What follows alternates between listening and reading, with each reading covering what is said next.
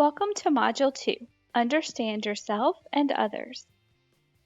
The first step in understanding yourself and others in conflict is to understand how conflict develops and escalates. Conflict is an expressed struggle between at least two interdependent parties who perceive incompatible goals, scarce resources, and interference from others in achieving those goals.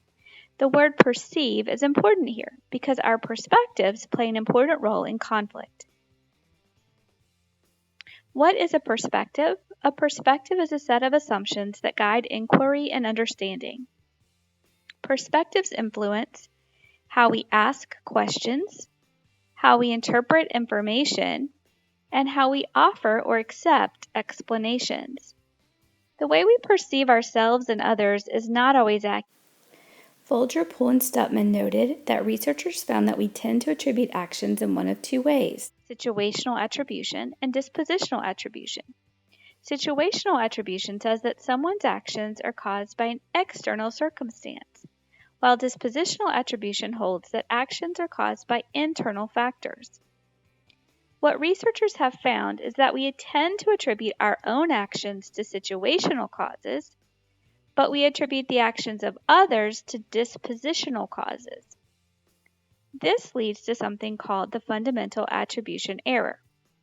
For example, if we are late, we tend to attribute that to a situational cause. I'm late because of traffic. If someone else is late, we tend to attribute that to a dispositional cause. You are late because you are lazy. Becoming aware of our own tendency to attribute actions in a biased way may help us be more objective when we consider the actions of others in conflict. What about you? Can you think of a time when you might have been guilty of a fundamental attribution error? Pause the video here if you need a minute.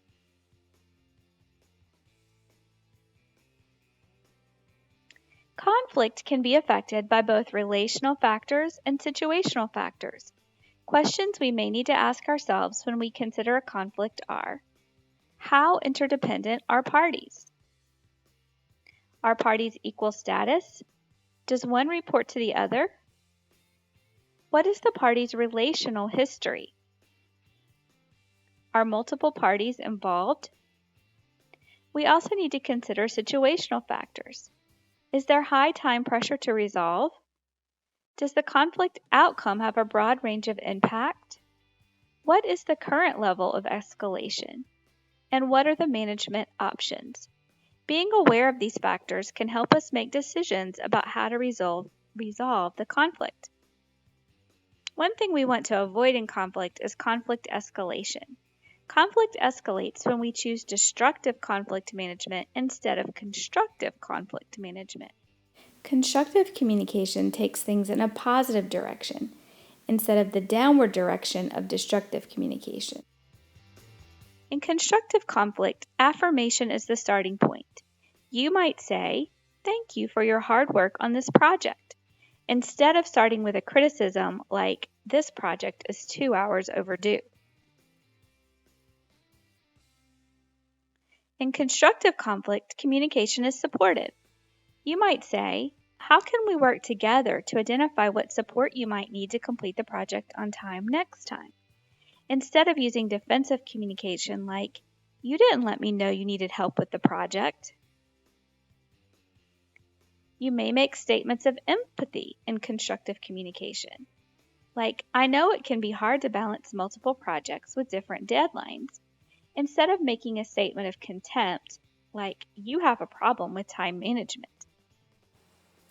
Wilmot and Hawker have provided us with some examples of common patterns for these two types of communication. Common constructive patterns include supportive, non-threatening expression, clarification of interdependence, evaluation of scarce resources, consideration of all needs, clearly stated goals, efforts to seek compatibility, and de-escalation. Common destructive patterns include escalatory spirals, avoidance patterns, attack, withdraw, or pursue, flee, when one party pursues the conflict while the other avoids the situation, poorly expressed strong emotion, retaliation, inflexibility, competition and power difference, and demeaning communication. Destructive conflict management can lead to intractable conflict. Intractable conflicts are conflicts that persist over time and are resistant to resolution. When conflicts become intractable, it may be necessary to involve a third party. We will talk more about ways to do that in Module 3 when we cover mediation and negotiation. Understanding how conflict develops and escalates is an important part of constructing conflict by understanding yourself and others.